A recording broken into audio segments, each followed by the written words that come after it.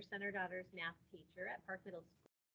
And I just welcome you tonight. I appreciate you taking the time to listen to the video and being a part of your child's education. So tonight I just want to go over a couple of things that I think are probably most important for math supplies this year. Students were given a consumable math book, which means that there are learning pages in there, but also workbook pages in there that they can write in and tear out. They've also each been given a binder and some dividers that was given to them like probably the first, second day of school. So all students are bringing their math books and binders to class every day. They're actually doing a fantastic job of that. And they are only taking home, hopefully, what they need, and they're not always bringing everything back and forth. So they should be using their locker, hopefully, and just bringing home whatever supplies they need as far as if it's a book or a worksheet to complete at home for math. Grades are another hot topic with math.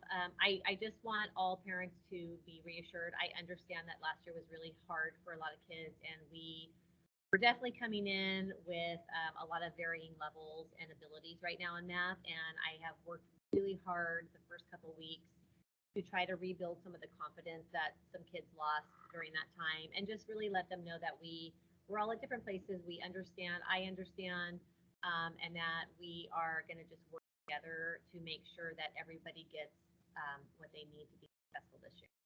So we have spent quite a bit of time talking in our groups and helping each other and trying to just kind of build that confidence and let them get more and more comfortable together and with me, so they're not so ask questions. Math grades, 70% of their grade is based on test scores, and 30% is based on the other things that they do in class and outside of class. So that means that testing and showing that you understand information is definitely really important to be successful in the class. With that being said, I know that worries a lot of parents and students. I do allow retakes on every test, and we've talked a lot about that also in class. They've had a couple of really small quizzes, and they have the opportunity to kind of relearn that. We go over math after. They can come in and ask for help before or after school, and they always have an opportunity to take those small quizzes as well as a large test, like if we're done with an entire unit. So I do give them small lesson quizzes at the end of each lesson, like a check for understanding.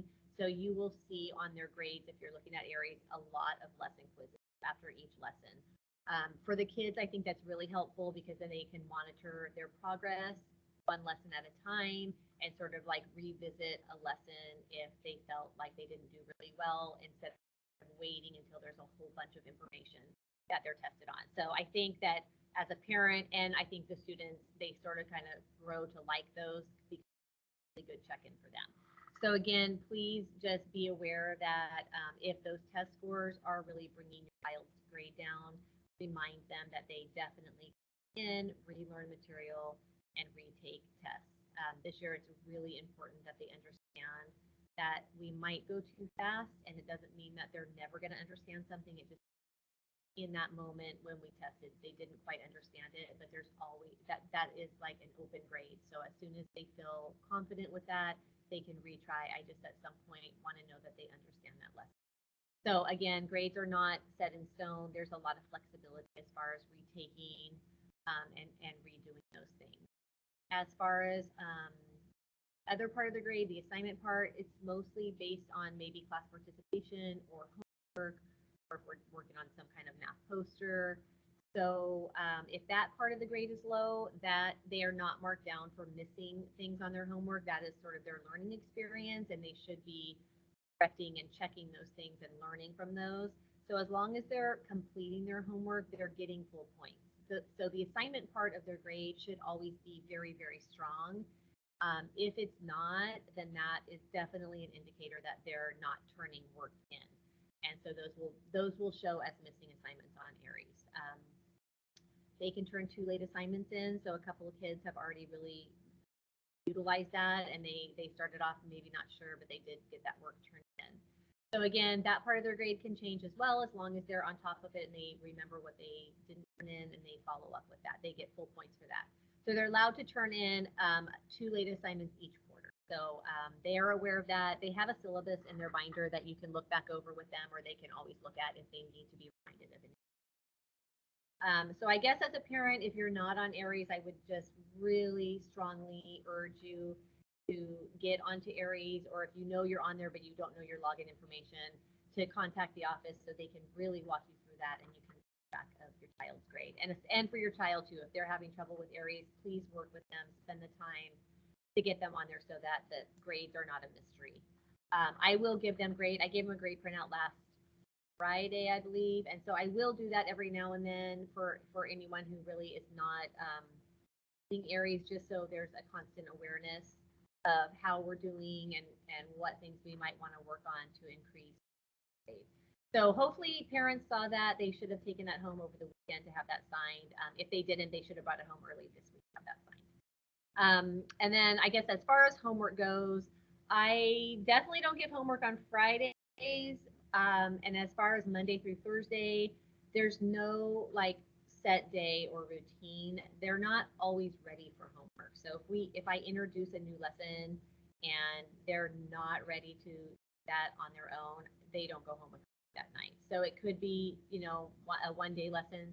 Right now, our lesson is taking us about 3 days. And so there won't be homework every night. So I know that's hard to keep track of, knowing that there's not like a constant routine, but I do post the homework through Remind. So if your email or your cell phone, I believe, is in Aries, then you should automatically be getting that Remind, either a text or an email.